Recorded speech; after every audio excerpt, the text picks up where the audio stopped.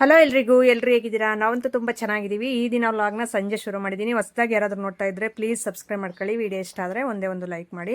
So ವಿಡಿಯೋನ skip ಮಾಡದೆ ನೋಡ್ತಾ ಇರಿ. ವಿಡಿಯೋ ಅಂತೂ ತುಂಬ ಚೆನ್ನಾಗಿರುತ್ತೆ ಇವತ್ತಿನ ವ್ಲಾಗು. ನಾನಿವತ್ತು ಸಂಜೆ ಬೆಳ್ಳುಳ್ಳಿ ನಮ್ಮಮ್ಮ ಬೆಳಿಗ್ಗೆನೇ ಸುಲ್ಕೊಟ್ಟೋಗಿತ್ತು. ಆದರೆ ವೀಡಿಯೋಸ್ ವರ್ಕ್ ತುಂಬಾ ಇತ್ತು. ಅದೆಲ್ಲ ಮುಗಿಸ್ಕೊಂಡು ನೆಕ್ಸ್ಟ್ ಅಡುಗೆ ಮನೆಗೆ ಬರೋಷ್ಟರಲ್ಲಿ 5:05 ಆಯಿತು ಸಂಜೆ.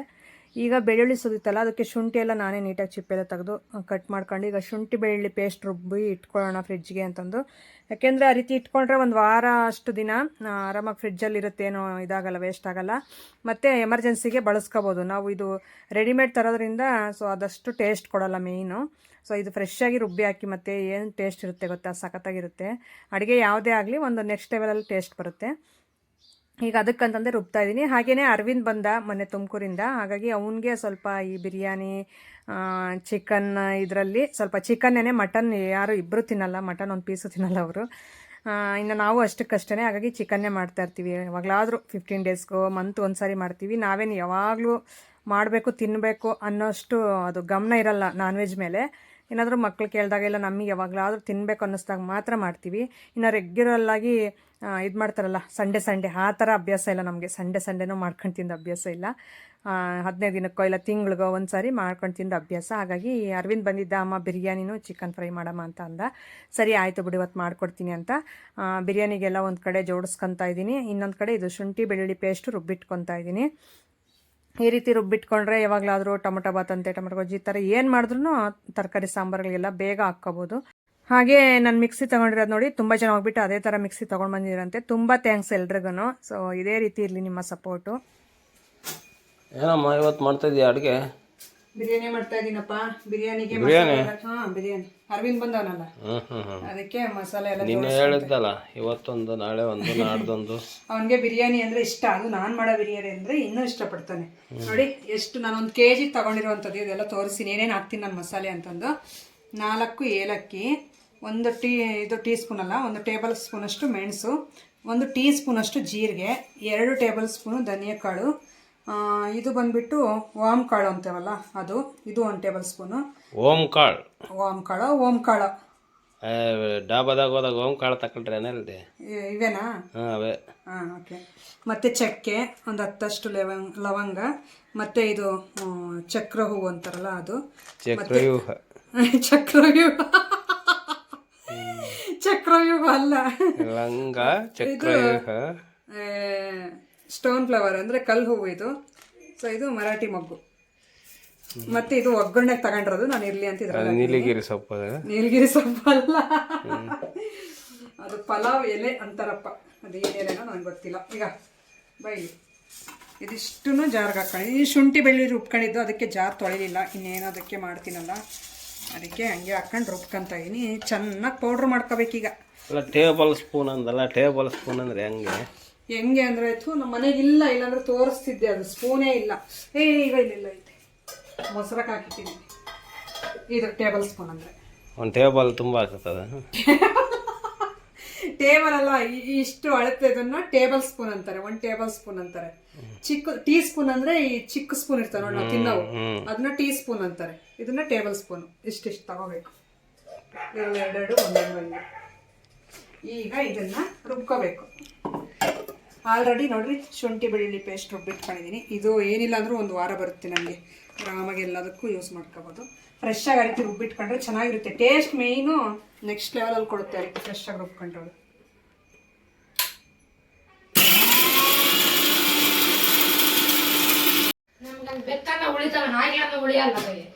ಬೆಕ್ಕು ಬೇಡ ನಾಯಿ ಬೇಡ. ನೋಡಿ ಈ ರೀತಿ ಪೌಡ್ರ್ ಮಾಡ್ಕೊಂಡಿದ್ದೀನಿ. ಆದಷ್ಟು ಎಷ್ಟು ನೈಸ್ ಪೌಡ್ರ್ ಆದರೆ ಅಷ್ಟು ರುಬ್ಕೋಬೇಕು ನಾವು, ಯಾಕಂದರೆ ರೈಸಲ್ಲಿ ಹಂಗೆ ಕಾಣುತ್ತೆ ತರ್ತರಿಯಾಗಿ. ಅದಕ್ಕೋಸ್ಕರ ರುಬ್ಕೊಂಡೆ. ಇದೆಲ್ಲ ಸೈಡ್ ಇಟ್ಕೊಂಡು ಈಗ ಈರುಳ್ಳಿ ಸ್ವಲ್ಪ ಕಟ್ ಮಾಡ್ಕೊಂಡಿಲ್ಲ, ಕಟ್ ಮಾಡ್ಕೊಂಡು ಮತ್ತೆ ಸಿಗ್ತೀನಿ. ಅವ್ರ ಕೆಲಸ ಇಲ್ಲಲ್ಲ, ನೋಡು ಮಾಡ್ತಾರೆ. ನಾವು ನನಗೆ ಬರಲ್ಲ.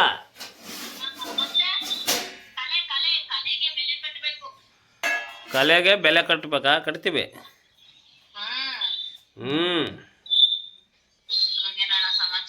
ಜಾಮೂನ್ ತಿನ್ ಬಾಮ್ಮ.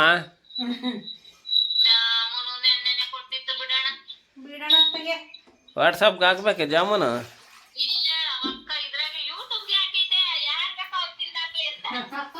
ಅದೇ ಮತ್ತೆ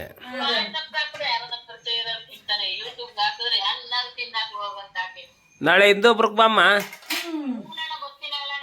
ಬಾ ಬಾ, ಅಲ್ಲೇ ನಾಳೆ ಕೆಲಸ. ಅಂದರೆ ಬೆಳಗ್ಗೆ ಹೋಗಿ ಕೂಲರ್ನೆಲ್ಲ ಬಿಟ್ಟು 10 ಗಂಟೆ ಅಷ್ಟೊತ್ತಿಗೆಲ್ಲ ಸೆಟ್ಟಿಂಗ್ ಮಾಡಿಕೊಟ್ಟು ಅವ್ರಿಗೆ ಆಮೇಲೆ ಬಂದು ಕರ್ಕೊಂಡು ಹೋಗೋದು ಇಂದೊಬ್ರಕ್ಕೆ. ಏನು ಬೇಡ, ಅಲ್ಲ ಕೂಲರ್ ಇರ್ತಾರೆ, ಅವ್ರು ಹೇಳ್ಕೊಡ್ತಾರೆ, ಹಂಗೆ ಮಾಡು ಕೆಲಸ ನೀನು. ತಂತಿ ಸುತ್ತಕ್ಕೆ ಪದ್ಮಕ್ಕೆ ನಾಳೆ ರಜಾ, ವೀಡಿಯೋಗೆ ನಾಳೆ.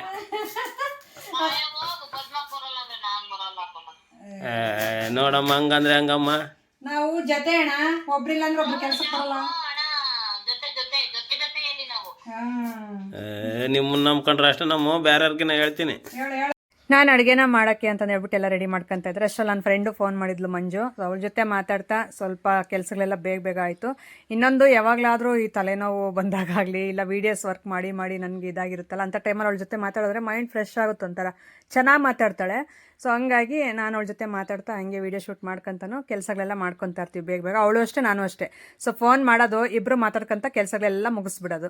ಸೊ ಈ ರೀತಿ, ಯಾಕಂದರೆ ಮಾತಿಗೆ ಅಂತ ಸಪ್ರೇಟ್ ಟೈಮ್ ಕೊಡಲ್ಲ, ಕೆಲಸದ ನಡುವೆ ಮಾತಾಡ್ತೀವಿ. ಹಾಗಾಗಿ 2 in 1 ಆಗಿ 2 ಆಗುತ್ತೆ, ಮಾತಾಡ್ದಂಗೆ ಆಗುತ್ತೆ, ಆ ಕಡೆ ಕೆಲಸಗಳು ಮುಗಿಯುತ್ತೆ. ನಾನು ಈರುಳ್ಳಿನ ಕಟ್ ಮಾಡ್ತಾ ಇದ್ದೆ, ಅಂದರೆ ಚಿಕನ್ ಗ್ರೇವಿಗೂ ಮತ್ತು ಬಿರಿಯಾನಿಗೆ. ನಮ್ಮ ಮನೆಯವರು ಅಷ್ಟರಲ್ಲಿ ಬಂದ್ರಲ್ಲ, ಹಾಗಾಗಿ 3 ಜನನೂ ಮಾತಾಡ್ತಾ ಈ ರೀತಿ ಕೆಲಸ ಮಾಡ್ತಾ ಇದ್ದೀವಿ.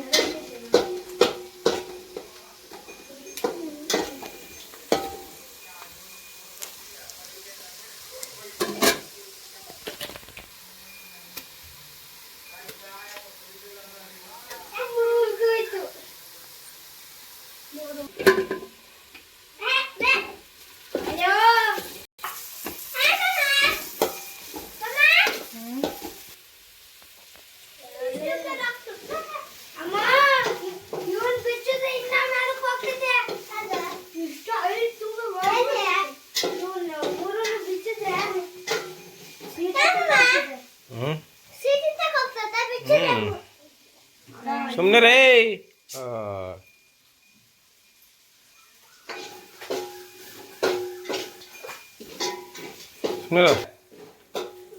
ಮಾತಾಡೆ ಇತ್ತಾಗ ಬಾ, ಅಲ್ಲಿ ತುರ ಮಣಿ ಐತೆ. ಮಾತಾಡ ಮನೆ ಮಾತಾಡ. ಅಲೋ, ಎಲ್ಲರೂ ಚೆನ್ನಾಗಿದ್ದೀರಾ? ನೀನನ್ನೇ ಲಸ್ಯ, ನೀನನ್ನೇ ಅನ್ನ ಲಸ್ಯ, ನೀನು ಅನ್ನ ಮನೆ. ನೀನು ಎಲ್ಲರೂ ಚೆನ್ನಾಗಿದ್ದೀರಾ ಫ್ರೆಂಡ್ಸ್ ಅನ್ನು? ನೀನನ್ನೇ ಅನ್ನ ಅನ್ನೇ. ಸೊ ಅಂತಿಲ್ಲ.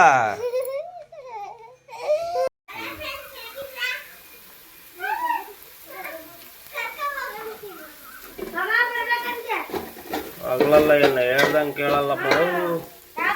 ನಾನು ಬಂದಾಗ ಹೇಳ್ಬೇಕು, ನಿನ್ಗೆ ಇಷ್ಟ ಬಂದಾಗ ಅಲ್ಲ ಹೇಳೋದು. ಕರೆಕ್ಟ್ ಅಲ್ಲ?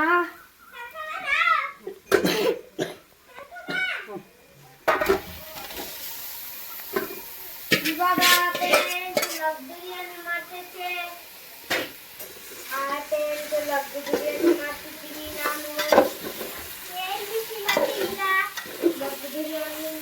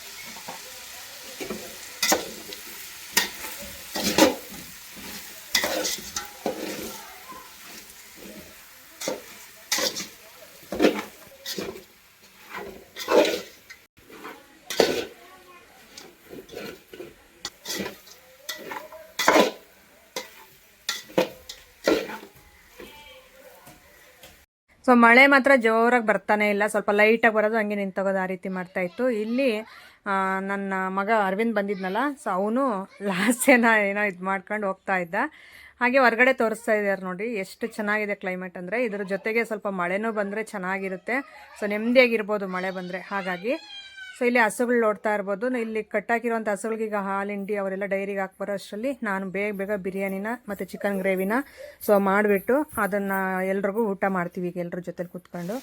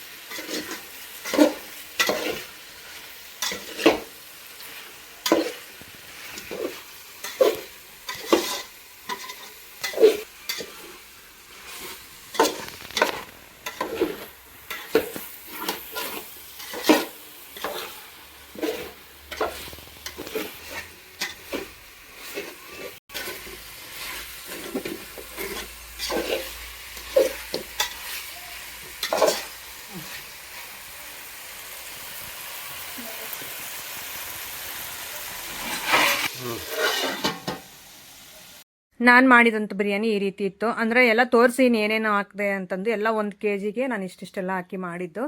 ಈಗ ಅದೆಲ್ಲ ನೀಟಾಗಿ ನೀರೆಲ್ಲ ಸ್ವಲ್ಪ ಕಾಯಿಸ್ಕೊಂಡು ಬಿಸಿ ನೀರೆಲ್ಲ ಹಾಕಿ ಅಳತೆಗೆ ತಕ್ಕಂತೆ ಅದು ಸ್ವಲ್ಪ ಒಂದು ಕುದಿ ಬರೋವರೆಗೆ ಇರಿಸಿ ಆಮೇಲೆ ಈಗ ಅಕ್ಕಿ ಹಾಕ್ತಾಯಿದ್ದೀನಿ. ಇದನ್ನು ನಾನು ಸ್ಟಾರ್ಟಿಂಗಲ್ಲೇ ಎಲ್ಲ ರೆಡಿ ಮಾಡ್ಕೊತಾ ಇದ್ನಲ್ಲ, ಆವಾಗಲೇ ನೆನೆಸಿದ್ದೆ. ಒಂದು 3 ಗ್ಲಾಸ್ ಅಷ್ಟೇ ಮಾಡ್ತಾ ಇರೋದು, ಸೊ ಎಲ್ರಿಗೂ ಆಗುತ್ತೆ. ಹಾಗಾಗಿ ಈ ಥರ ಒಂದು ದಮ್ ಬಿರಿಯಾನಿ ಮಾಡೋಕ್ಕೆ ಸ್ವಲ್ಪ ದಪ್ಪ ತಳ ಪಾತ್ರೆ ಬೇಕಾಗುತ್ತೆ. ಇದು ದಪ್ಪ ತಳ ಇಲ್ಲ, ಹಂಗಾಗಿ ಸ್ವಲ್ಪ ತಳ ಹಿಡ್ದಿತ್ತು ನಾನು ಮಾಡಬೇಕಾದ್ರೆ.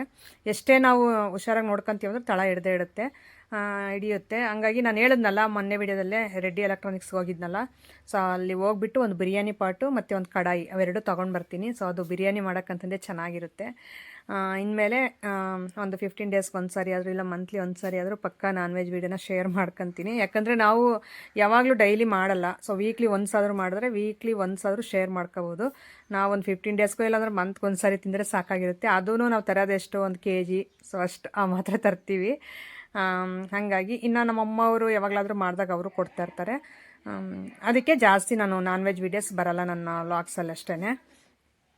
ಈಗ ಅದನ್ನು ಅಕ್ಕಿ ಎಲ್ಲ ಹಾಕಿದ್ನಲ್ಲ, ಮಿಕ್ಸ್ ಮಾಡಿಬಿಟ್ಟು ಸ್ವಲ್ಪ ಇದಕ್ಕೆ ಉಪ್ಪು ಆಗಲೇ ಹಾಕಿದ್ದೆ ನಾನು, ಪೀಸೆಲ್ಲ ಹಾಕಿ ಇದು ಮಾಡ್ಕೊಂಡಲ್ಲ, ಫ್ರೈ ಮಾಡ್ಕೊಂಡಲ್ಲ, ಆವಾಗಲೇ ಸ್ವಲ್ಪ ಹಾಕಿದ್ದೆ. ಈಗ ನಾನು ಅಕ್ಕಿ ಹಾಕಿದ್ದೀನಲ್ಲ, ಈಗ ಫೈನಲ್ ಟಚ್ ಎಷ್ಟು ಬೇಕೋ ಅಷ್ಟು ಹಾಕ್ಬಿಟ್ಟು ಕ್ಲೋಸ್ ಮಾಡಿಬಿಟ್ಟು ಒಂದು ಹೆಸರು ಹಿಂಗೋವರೆಗೂ ಚೆನ್ನಾಗಿ ಹೈ ಫ್ಲೇಮಲ್ಲೇ ಕುದಿಸ್ಕೋಬೇಕು. ಆಮೇಲೆ ಫುಲ್ಲು ಲೋ ಫ್ಲೇಮಲ್ಲಿ ಇಟ್ಕೊಂಡು ದಮ್ ಆಗಕ್ಕೆ ಬಿಡಬೇಕು. ಚೆನ್ನಾಗಿರುತ್ತೆ. ಸೊ ನೀವು ಒಂದ್ಸರಿ ಟ್ರೈ ಮಾಡಿ. ಇದ್ರ ಜೊತೆಗೆ ಮೊಸರು ಬಜ್ಜಿ ಇಲ್ಲ ಚಿಕನ್ ಗ್ರೇವಿ ಈ ಥರ ಮಾಡ್ಕೊಂಡ್ರೆ ಇನ್ನೂ ಚೆನ್ನಾಗಿರುತ್ತೆ. ನಾನು ಮೊಸರು ಬಜ್ಜಿ ಏನು ಮಾಡಿರಲಿಲ್ಲ, ಮೊಸರು ತರಿಸಿದ್ದೆ. ಆ ಮೊಸರಲ್ಲೇ ನಮ್ಮ ಮನೆಯವ್ರು ಹಾಕ್ಕೊಂಡು ಊಟ ಮಾಡಿದ್ರು. ಯಾಕಂದರೆ ನಮ್ಮ ಮಕ್ಕಳು ಯಾರು ತಿನ್ನಲ್ಲ, ನಾನು ತಿನ್ನಲ್ಲ ನಾನ್ ವೆಜ್ಗೆ ಮೊಸರು ಬಜ್ಜಿ. ಸೊ ನಮ್ಮ ಮನೆಯವ್ರು ಒಬ್ಬರೇ ಅಲ್ವಾ, ಹಾಗಾಗಿ ಮೊಸರಲ್ಲೇ ತಿಂದ್ಬಿಡ್ರಿ ಅಂತಂದು ಹೇಳಿದೆ.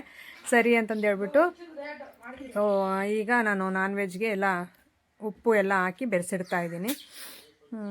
ಚಿಕನ್ ಗ್ರೇವಿ ಮಾಡಿದ್ನಲ್ಲ, ಸಖತ್ತಾಗಿತ್ತು. ಅದಕ್ಕೂ ಅರವಿಂದ್ ಅಂತೂ ಸಖತ್ತಾಗಿ ಊಟ ಮಾಡ್ದೆ. ಅಮ್ಮ ಹಾಸ್ಟ್ಲಲ್ಲಿ ನನಗೆ ಊಟ ಅಡ್ಜಸ್ಟ್ ಆಗಲ್ಲಮ್ಮ ಅಂತಂದು ಯಾವಾಗಲೂ ಹೇಳೋನು, ಅದಕ್ಕೆ ಚೆನ್ನಾಗಿ ಮಾಡಿಕೊಟ್ಟೆ. ಸೊ 2 ಟೈಮ್ಸ್ ತಿಂದ. ರಾತ್ರಿ ತಿಂದು ಸ್ವಲ್ಪ ಬೆಳಿಗ್ಗೆನೂ ತಿಂದ ಅವನು. ನಾವು ಬೆಳಿಗ್ಗೆ ಎದ್ದ ತಕ್ಷಣ ಇನ್ನು ವೀಡಿಯೋ ಶೂಟ್ ಇತ್ತು, ಆ ಸೈಡ್ ಹೊರಟ್ವಿ ನಾವು. ಸೊ ನೋಡಿ ಈಗ ನೀಟಾಗಿ ದಮ್ ಆಗಲಿ ಅಂತ ಬಿಟ್ಟಿದ್ದೀನಿ. ಈ ಕಡೆ ಚಿಕನ್ ಗ್ರೇವಿನೂ ರೆಡಿ ಆಯಿತು. ಸೊ ನಮ್ಮಪ್ಪ ನಮ್ಮಮ್ಮ ಲಾಸ್ಯ ಮಾನ್ವಿಕು ಎಲ್ಲರೂ ಬರ್ತಿದ್ದಾರೆ ಊಟಕ್ಕೆ. ರೋಜನ್ಗೂ ನನ್ನ ತಮ್ಮಂಗೆ ಅಲ್ಲಿಗೆ ಇಟ್ಕೊಟ್ಟೆ. ಅವರು ಅಲ್ಲಿ ಹಸುಗಳು ಬೆಕ್ಕು ನಾಯಿ ಎಲ್ಲ ಇರ್ತಾವಲ್ಲ, ಅವ್ರು ಬರಲ್ಲ, ಸೊ ಅವರಲ್ಲೇ ಇರ್ತಾರೆ. ಸೊ ಹಂಗಾಗಿ ಅವ್ರಿಗೆ ಅಲ್ಲಿಗೆ ಇಟ್ಕೊಟ್ಟೆ. ಇಲ್ಲಿ ಎಲ್ಲರೂ ಈಗ ಒಟ್ಟಿಗೆ ಕುತ್ಕೊಂಡು ಊಟ ಮಾಡೋಣ ಅಂತಂದು. ಚೆನ್ನಾಗಿ ಬಂದಿತ್ತು, ಎಲ್ಲನೂ ತುಂಬ ಚೆನ್ನಾಗಾಗಿತ್ತು ನೋಡಿ. ಆಗಿದೆ. ಈಗೆಲ್ಲ ತಗೊಂಡೋಗಿ ಹಾಲಲ್ಲಿ ಇಟ್ಕೊಂಡು ಊಟ ಮಾಡೋದು. ಸೊ ಈ ರೀತಿ ನಾನು ಮಾಡಿದ್ದು ಇವತ್ತು ಚಿಕನ್ ಬಿರಿಯಾನಿ ಗ್ರೇವಿ. ನಮ್ಮಪ್ಪ ನಮ್ಮಮ್ಮ ನಮ್ಮ ಮಕ್ಕಳು ಲಾಸ್ಯ ಮಾನವಿಕ್ ಎಲ್ಲರೂ ಬಂದ್ರಲ್ಲ, ಹೀಗೆಲ್ಲರೂ ಒಟ್ಟಿಗೆ ಕುತ್ಕೊಂಡು ಊಟ ಮಾಡ್ತಾಯಿದ್ವಿ. ನಮ್ಮಪ್ಪ ನಮ್ಮಮ್ಮನಿಗೆ ಈ ಥರ ಬಿರಿಯಾನಿಗಳು ಇವೆಲ್ಲ ಇಷ್ಟ ಆಗಲ್ಲ. ಏನಂದರೆ ನಾನು ಮಾಡಿದ್ದೀನಲ್ಲ ಬರ್ರಿ ಅಂದರೆ ಅವಾಗ ಬಂದು ಸ್ವಲ್ಪ ತಿಂತಾರಷ್ಟೇ. ಅರವಿಂದ್ ಅಂತೂ ಸಖತ್ತಾಗೈತಮ್ಮ ಅಂತ ಚೆನ್ನಾಗಿ ಹೊಟ್ಟೆ ತುಂಬ ಊಟ ಮಾಡ್ದ. ಈ ರೀತಿ ಇತ್ತು ನಮ್ಮ ನಾನ್ ವೆಜ್ ವಿಡಿಯೋ ಇವತ್ತು. ಸೊ ನಿಮ್ಗೆ ಯಾವ ರೀತಿ ಅನ್ನಿಸ್ತು ಅಂತ ಹೇಳಿ. ಹಾಗೆ ಹೊಸಬ್ರು ಯಾರಾದರೂ ನೋಡ್ತಾ ಇದ್ದರೆ ಪ್ಲೀಸ್ ಸಬ್ಸ್ಕ್ರೈಬ್ ಮಾಡ್ಕೊಂಡು ನೋಡಿ. ಸೊ ಇದೇ ರೀತಿ ಒಳ್ಳೊಳ್ಳೆ ವ್ಲಾಗ್ಸ್ನ ನಾನು ಶೇರ್ ಮಾಡ್ಕೊತೀನಿ. ಆದಷ್ಟು ನನಗೂ ಸಪೋರ್ಟ್ ಮಾಡಿ ಸಬ್ಸ್ಕ್ರೈಬ್ ಮಾಡ್ಕೊಳ್ಳಿ. ಸಬ್ಸ್ಕ್ರೈಬ್ ಮಾಡ್ಕೊಳ್ಳೋದ್ರಿಂದ ನನ್ನ ವೀಡಿಯೋ ಯಾವುದೇ ಒಂದು ಹೊಸ ವೀಡಿಯೋ ಹಾಕಿದ್ರೂ ಬೇಗ ನಿಮ್ಮ ಮೊಬೈಲಲ್ಲಿ ಬಂದುಬಿಡುತ್ತೆ. ನೀವು ಸರ್ಚ್ ಮಾಡೋ ಅವಶ್ಯಕತೆ ಇರಲ್ಲ ನನ್ನ ಚಾನಲ್ನ, ಅದಕ್ಕೋಸ್ಕರ. ಸೊ ಸಬ್ಸ್ಕ್ರೈಬ್ ಮಾಡ್ಕೊಂಡು ಲೈಕ್ ಮಾಡಿ ನೋಡಿ. Thank you.